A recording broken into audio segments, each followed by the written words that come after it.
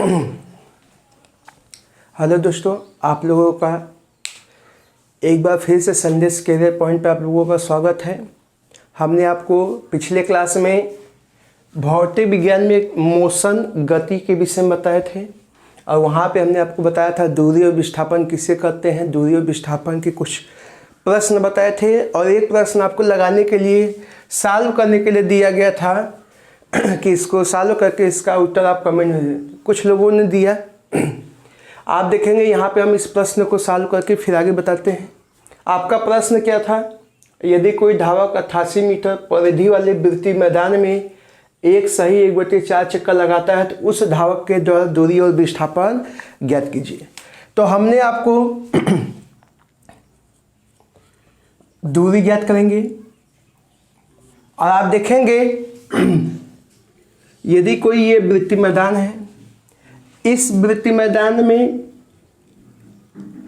ए बिंदु से अगर कोई व्यक्ति अगर दौड़ना शुरू करता है तो आप देखेंगे इस पूरे वृत्त की परिधि की जो लंबाई होगी ये आपका दिया गया है प्रश्न में, कितना है 88 मीटर और हमें चक्कर कितना लगाना है, एक सही 1/4। तो आप अगर ए बिंदु से अगर स्टार्ट करेंगे तो चक्कर लगाने पर कहाँ पर आएंगे, ए पर, और उसके बाद आप देखेंगे 1/4 अर्थात इस पूरे लंबाई का 1/4 हिस्सा, अर्थात आप इसको 1/4 भागों में आप डिवाइड कर सकते हैं। तो आपका 1/4 हिस्सा ये होगा। तो यह ए से ये कहाँ तक पहुँचेगा, बी तक। मतलब हम ए से स्टार्ट किए थे, कहाँ पहुँचे, बी तक। तो हमें ये एक चक्कर लगाया और उसके बाद ये कहाँ पहुँचे, बी पे पहुँचे। तो हमें इसी का दूरी और विस्थापन क्या करना है, ज्ञात करना है। तो आपको दूरी का सबसे आसान तरीका बताया गया था कि जितने चक्कर लगाते हैं उसका परिधि में क्या कीजिएगा, मल्टीप्लाई कर दीजिएगा। तो चक्कर कितना है आप देखेंगे, एक सही 1/4। तो इसको आप परिवर्तन कर लीजिएगा, 4 एकम 4, 4 एक 5/4। तो ये हमारे कितना है, 5/4। परिधि कितना है, 88। तो आप देखेंगे 4 एकम 4, 4 से करेंगे तो ये 22 में, तो 22/5 110 मीटर। ठीक, इसके बाद आपका विस्थापन ज्ञात करेंगे। तो आपको बात किया जाए विस्थापन के लिए, तो आप जानते हैं हमने आपको बताया भी थे पिछले क्लास में कि आपका जो विस्थापन होता है कि कोई भी दो बिंदु होते हैं, उस बिंदुओं के न्यूनतम दूरी को हम विस्थापन कहते हैं। आप देखेंगे हम इस शुरू कहाँ से किए थे, ए से। तो आप देखेंगे एक चक्कर लगाया, फिर उसके बाद 1/4 चक्कर लगाया, तो अब वो कहाँ पहुँचे, बी पे।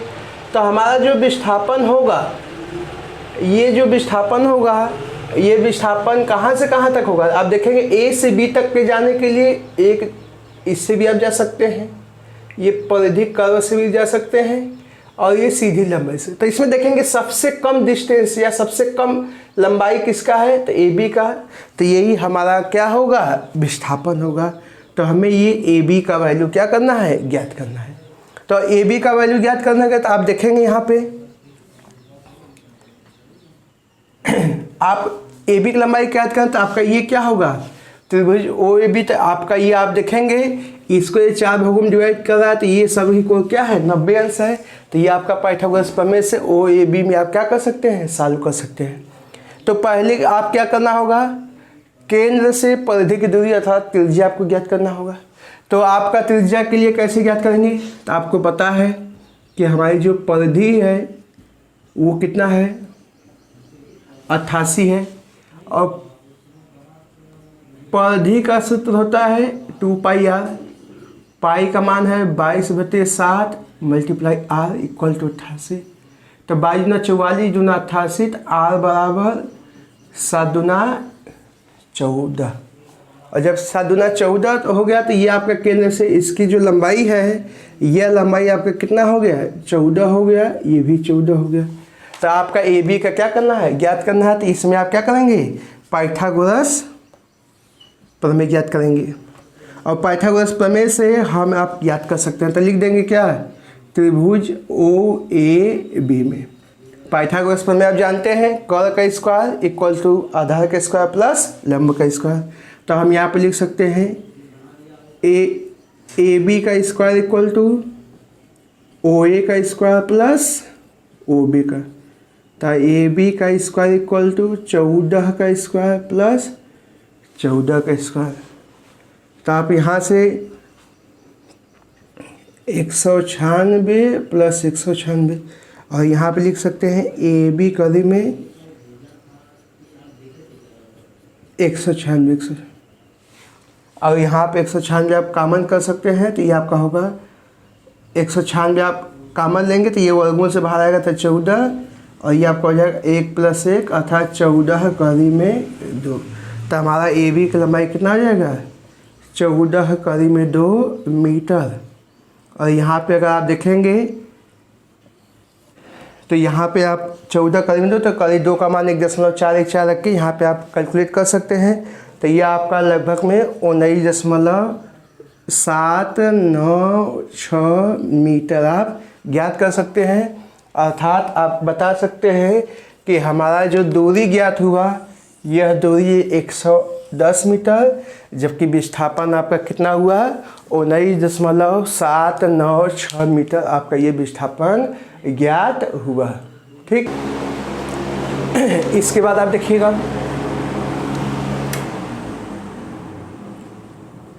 चाल, जिसे हम लोग स्पीड कहते हैं। चाल की बात की जाए तो आप जानते हैं चाल का सूत्र क्या होता है। तो आप जानते हैं चाल बराबर होता है दूरी बटे समय। आप यहाँ पे इसका परिभाषा भी बता सकते हैं कि किसी वस्तु का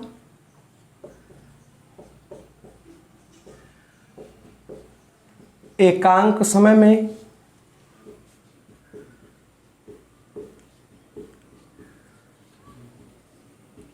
चली गई दूरी को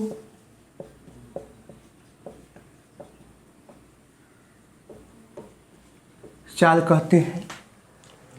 यहाँ पे आपका चाल का सूत्र हुआ चाल बराबर दूरी बटे समय। अगर मात्रक की बात करते हैं तो हमने आपको बताया था कि दूरी का मात्रक आपका क्या होगा मीटर, समय का मात्रक सेकेंड।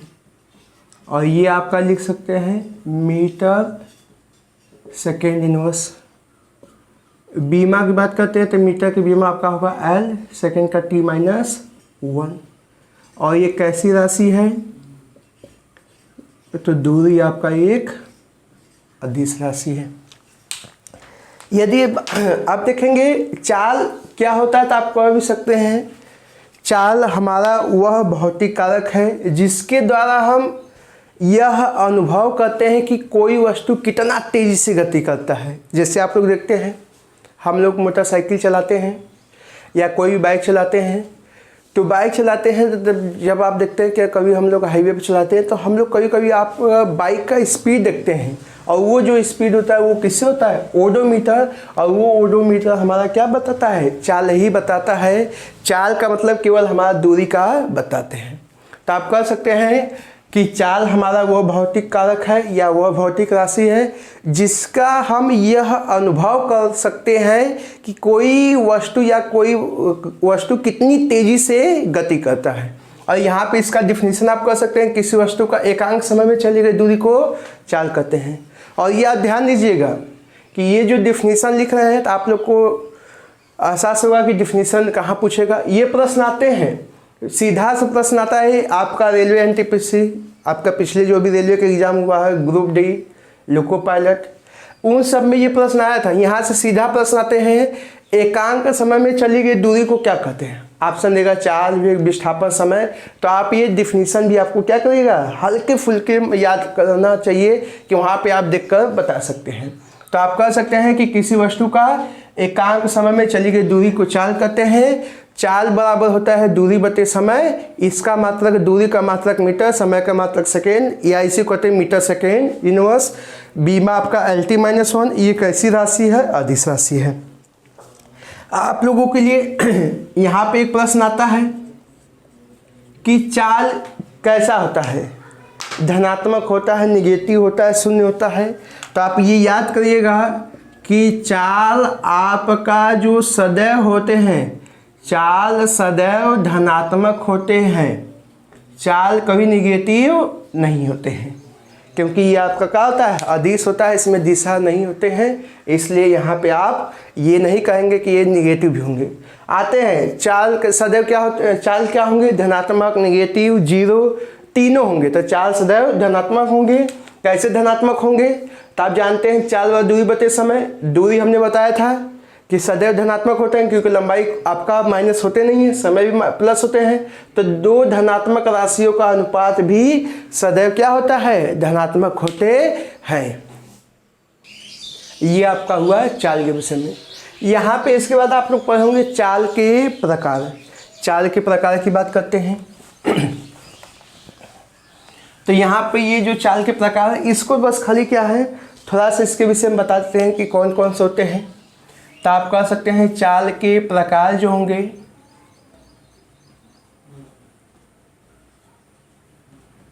जिसे हम कहते हैं टाइप्स ऑफ स्पीड।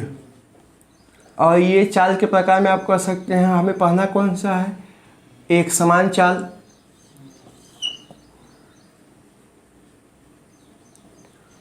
असमान चाल,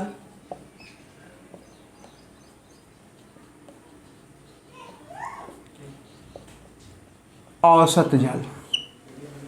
एक समान चाल में आप कह सकते हैं uniform speed, non uniform speed, average speed. एक समान चाल क्या होते हैं, जब किसी वस्तु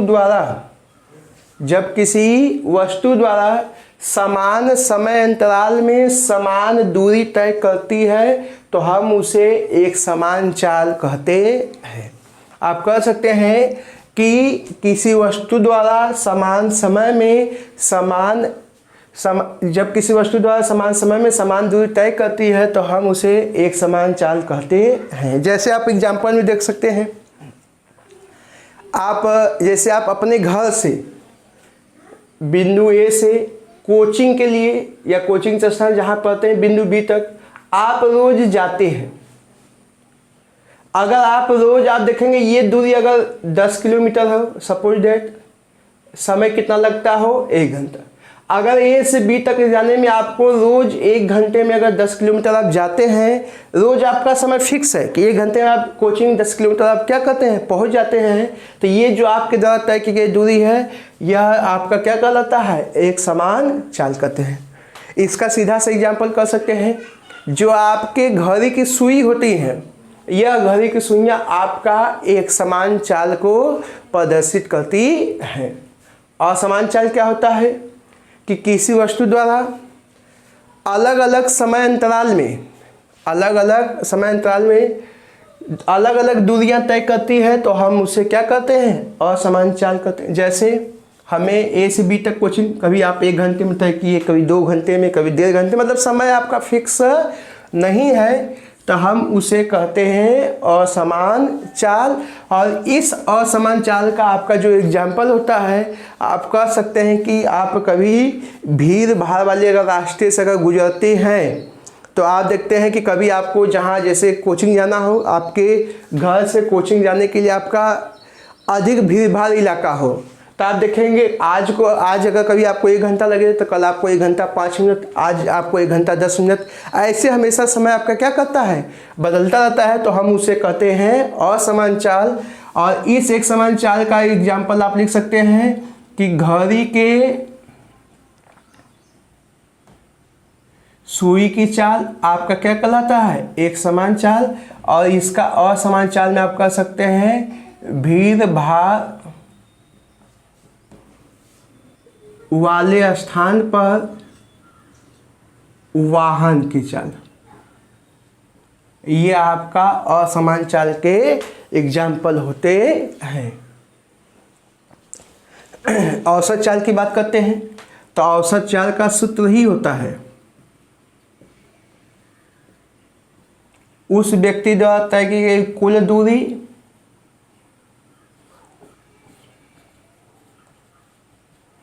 और कुल समय। तो आप कह सकते हैं कि किसी गतिमान वस्तु द्वारा तय की गई कुल दूरी और तय की गई कुल समय के अनुपात को हम औसत चाल कहते हैं। किसी वस्तु द्वारा तय की गई कुल दूरी और कुल समय के अनुपात को हम लोग औसत चाल कहते हैं। यह औसत चाल आप लोगों के लिए इम्पोर्टेंट है। इस औसत चाल के आपके दो सूत्र हैं, वह सूत्र आपको क्या करना है, याद करना है। वो सूत्र आप लोगों के लिए आते हैं, उस पर एक दो न्यूमेरिकल भी है। मैथ में भी आप लोग औसत के विषय में पढ़ोगे तो यहाँ पे आपको बताया जाता है कि ये औसत चाल कैसे इसका सूत्र बताना है।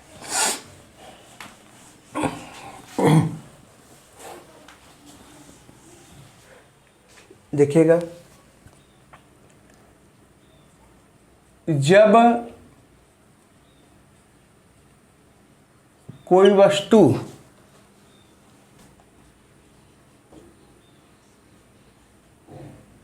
भिन्न भिन्न चाल से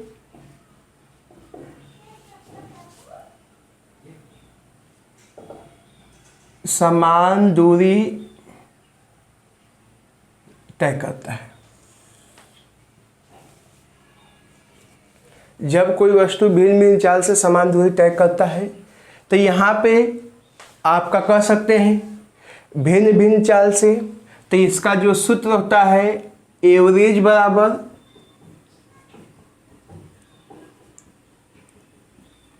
V1 upon V2 equal to V1 plus V2। जैसे आप कह सकते हैं अगर कोई, जैसे संपूर्ण मान लीजिए हमें A से B तक है, तो A से B तक की दूरी हमारा क्या होगा, फिक्स होगा, यस है। तो आप देखेंगे A से B तक अगर दूरी आपका यस है तो आप यहाँ पे कह सकते हैं कि अगर A से B तक का जाने में समय कितना लगता हो 40 किमी प्रति घंटा और वापस आने में कितना लगता हो 60 किमी प्रति घंटा, तो औसत चाल। तो आप देखेंगे आपका दूरी क्या है, A से B तक का सेम है, लेकिन जो समय है, जो चाल है, यह चाल सबका क्या है, अलग है। जाता कितने से है 40 से, आता कितने है 60 है। तो यह आपका भिन्न भिन्न चाल से समान दूरी तय करते हैं कि इसका आपका औसत कितना होगा 2V1 upon V2 equal to V1 plus V2। इस पर आप एक सवाल लिखिए। आप देखिए ये प्रश्न है, एक कार A से B तक 40 किमी प्रति घंटा के चाल से जाती है और B से तक 60 किमी प्रति घंटा की चाल से वापस आती है, तो औसत चाल क्या है। आप देखेंगे जैसे हमारा A है, ये हमारा बिंदु B है। अगर हम A से B तक जाने में 40 किमी प्रति घंटा लेते हैं, वापस आने में कितना लेते हैं 60 किमी प्रति घंटा, तो आप देखेंगे हमारा ये जो A से B तक की दूरी है, दूरी हमारा क्या है समान है, लेकिन हमारा आने और जाने का जो समय है और जो चाल है वह दोनों आपका चाल क्या है, अलग अलग है। तो हमें आने जाने में समय भी क्या होगा, अलग अलग होगा। इसका दो तरीके हैं, ये आप जैसे कक्षा 9-10 में पढ़े होंगे, जो आपका विधिवत हल करते हैं पूरा एकदम सिंपल मेथड से, वो तरीका अपना सकते हैं, या जो हम आपको सूत्र बताए हैं औसत equal to 2V1 upon V1 plus V2। तो आपका ये 40 क्या होगा V1 होगा, जबकि ये आपका क्या होगा V2। तो हम सूत्र का प्रयोग कर लेते हैं, औसत equal to 2V1 V2 upon V1 plus V2। तो 2V1 का मान कितना होगा 40, V2 का आपका होगा 60 और ये आपका हो जाएगा 40 प्लस 60। तो आप यहाँ कर सकते हैं 4 छंग 24 दूना 48, 100 और जबकि 60 है 40 कितना होगा 100। तो ये आपका 0 से 0 कैंसिल, तो ये हमारा कितना होगा 48 किमी प्रति घंटा। ये हमारा औसत चाल ज्ञात कर सकते हैं। ठीक, इसके बाद अगला देखिए,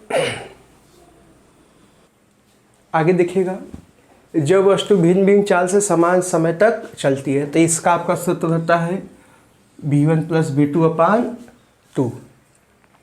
यहाँ पे आपका चाल क्या होगा सेम होगा, लेकिन समय आपका क्या होगा, चाल आपका अलग अलग होगा जबकि समय आपका सेम होगा।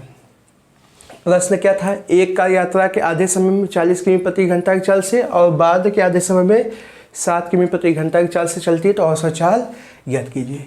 तो यहाँ पे आप देखेंगे हमारे ये 40 किमी प्रति घंटा V1 हो जाएगा, ये आपका क्या होगा V2। तो यहाँ पे आप औसत अगर आप ज्ञात करेंगे तो औसत चाल equal to V1 plus V2 अपान 2, तो आप कर सकते हैं 40 plus 60 upon 2 equal to 100 upon 2 equal to आप कह सकते हैं 50 किमी प्रति घंटा। ये हमारा औसत चाल ज्ञात होंगे। यह औसत चाल आपके लिए इंपॉर्टेंट है, इसका सूत्र और इस पर एक एक प्रश्न ये आपका समाप्त हुआ। चाल पढ़ लिए। चाल के बाद आपका क्या होगा, वेग। वेग की बात करते हैं, वेलोसिटी। वेलोसिटी किसे कहते हैं, तो आप लोग जानते हैं वेग बराबर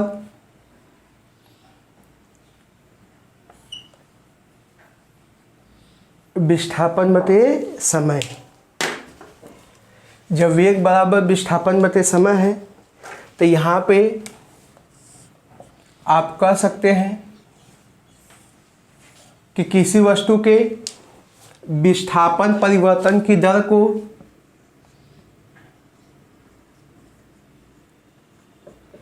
किसी वस्तु के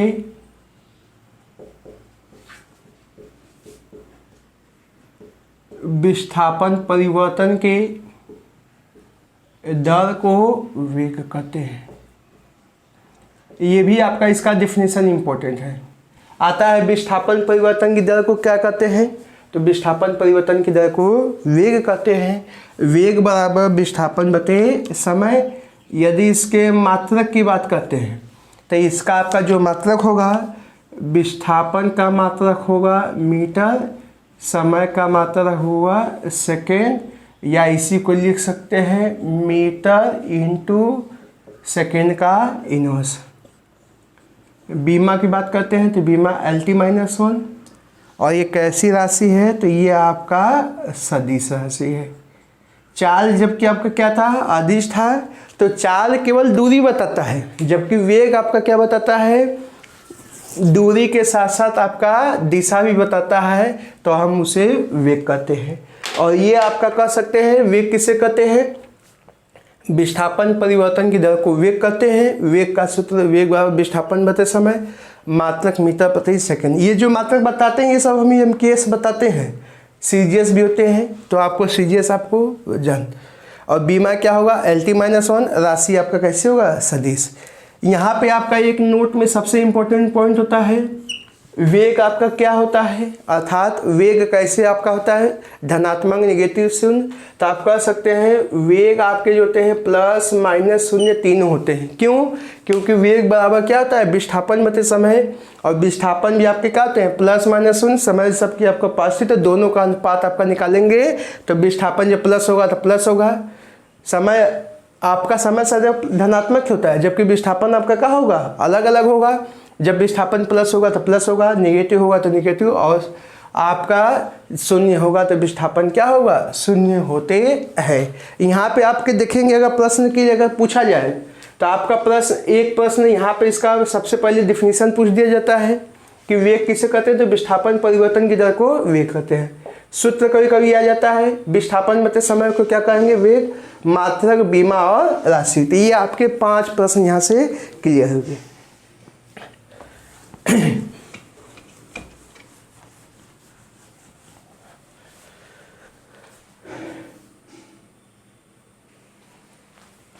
बात करते हैं त्वरण का। तो त्वरण का सूत्र क्या होता है, तो त्वरण आप जानते हैं वेग बटे समय। मतलब आप कह सकते हैं कि समय के साथ वेग में परिवर्तन होगा तो हम उसे क्या कहते हैं, त्वरण कहते हैं। तो यहाँ पे सीधे कह सकते हैं कि त्वरण किसे कहते हैं, तो आप कह सकते हैं किसी वस्तु के वेग परिवर्तन की दर को त्वरण कहते हैं। त्वरण का मात्रक क्या होगा? तो आप देखेंगे त्वरण का सूत्र होते हैं वेग बटे समय। मात्रक की अगर बात करते हैं, मात्रक क्या होगा? तो ये आपका वेग का मात्रक क्या थे? मीटर प्रति सेकेंड, और समय का आपका क्या है? सेकेंड। तो आप कह सकते हैं कि हमारा मीटर प्रति सेकेंड की पावर -2। बीमा कितना होगा? LT-2। और ये कैसी राशि होती है? तो ये आपका एक सदिश राशि होते हैं।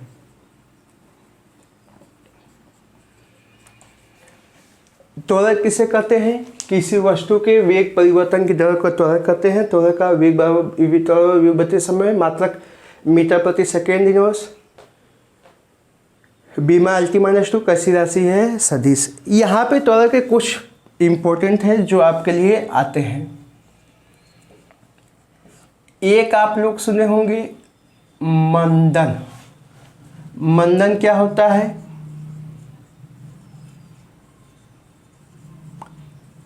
रिटर्डेशन। अगर मंदन की बात करते हैं, मंदन होते क्या है? तो आपका आते हैं, या मंदन किसे कहते हैं? तो आप कह सकते हैं त्वरण के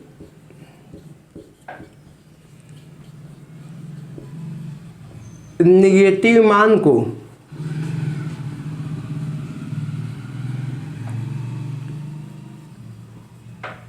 मंदन कहते हैं। क्योंकि आपका आप देखेंगे यहाँ पर या कह देगा त्वरण के ऋणात्मक मान को क्या कहते हैं? मंदन कहते हैं। या मंदन किसे कहते हैं? तो त्वरण के निगेटिव मान को मंदन कहते हैं। और यहाँ पे आप देखेंगे किसी वस्तु को वेग परिवर्तन की दर को त्वरण कहते हैं, त्वरण वेग बटे समय। तो आपका यह जो वेग होते हैं, वेग आपका क्या होता है? +-0 तीनों होते हैं। तो इसके अनुसार आपका त्वरण भी क्या होगा? +-0 तीनों होते हैं। मात्रक मीटर प्रति सेकेंड स्क्वायर, बीमा LT-2, कैसी राशि है? सदिश। त्वरण के निगेटिव मान को मंदन करते हैं। आप कह सकते हैं कि जब भी विस्थापन यहाँ पे होंगे, अगर विस्थापन 0 होगा तो त्वरण 0 होगा, क्योंकि वेग बराबर विस्थापन बटे समय। तो आपका त्वरण किस पे होगा? निर्भर करेगा वेग पर, कि जैसे जैसे वेग बदलेगा वैसे वैसे त्वरण भी बदलेगा। अगर वेग समान होगा तो त्वरण भी आपका क्या होगा? समान होगा। तो अगर कोई पूछे कोई वस्तु अगर विरामावस्था में हो,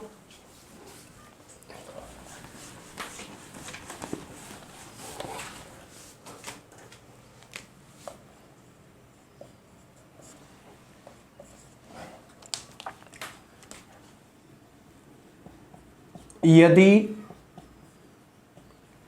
कोई वस्तु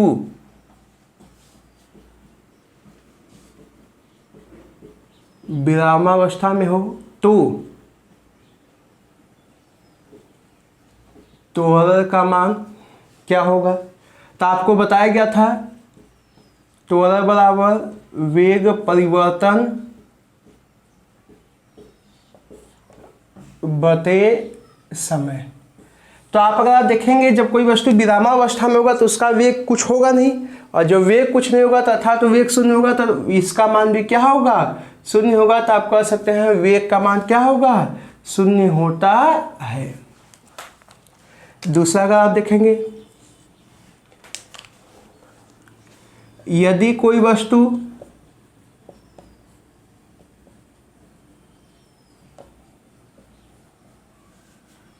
एक समान वेग से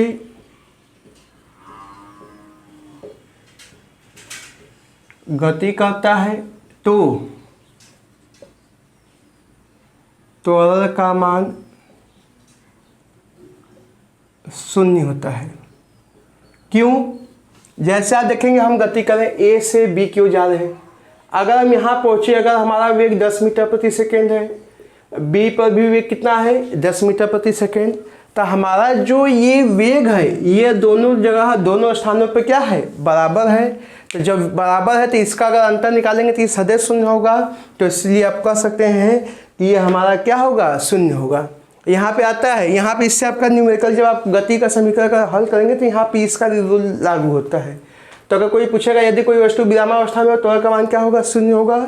यदि कोई वस्तु एक समान वेग से गति करता है तो त्वरण का मान क्या होता है, शून्य होता है। यहाँ तक आपका समाप्त का अगली क्लास में बताया जाएगा।